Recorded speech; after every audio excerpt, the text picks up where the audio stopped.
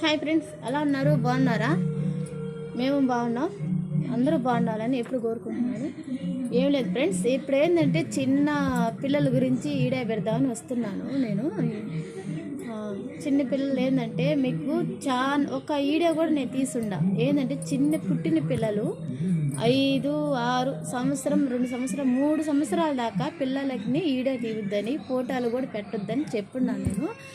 అయినా మీరు ఎవరు పట్టించుకోకుండా చిన్నపిల్లలు ఈడియాలు, వాళ్ళు నవ్వే నవ్వులు ఎందుకండి? డబ్బుల కోసమే కదా, కాదని చెప్తాం లేదు. మనం ఏ ఈడియా తీసుకున్నా వస్తుంది కదా, మన పిల్లలు బాగుంటాయి కదా, మనం కూడా బాగుంటాం. అట్లాగా నేను మొన్న ఒక ఈడియా పెట్టాను, ఆ ఈడియా కూడా ఎవరు పట్టించుకున్నట్లేరు. ఫ్రెండ్స్, దయచేసి నేను చెప్పేది ఏనండి. 3 ఏళ్ళ దాకా, 4, 5 ఏళ్ళ దాకా పాప ఫోటోలు కానీ పాప వీడియోలు కానీ మీరు యూట్యూబ్లో పెట్టకూడదు. అంటే యూట్యూబ్ అనే కాదు, దేంట్లో కూడా ఫోటోలు కానీ వీడియోలు కానీ పెట్టకూడదు. ఏంటంటే వాళ్ళు చిన్న పిల్లకాయలు అన్నాక ఆయుష్ తగ్గద్దు అనమాట. ఆయుష్ తగ్గద్దు చిన్నపిల్లకాయలకి. చాలా ఒక ఫోటోకి మీకు ఒకసారి నేనైతే ఒక విషయం చెప్తాను, ఒకసారి మీరు వినండి, ఫుల్గా వినండి, తర్వాత మీ ఇష్టం.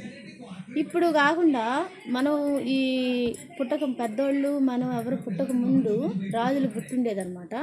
రాజులకు ఫోటోలు లేక ఫోటోలు ఎత్తించుకోలేదంటారా? ఫోటోలు ఉండి కూడా ఫోటోలు లేక ఫోటోలు ఎత్తించుకోలేదంటారా? లేకపోతే ఫోటోలు తీసుకోలేదంటారా?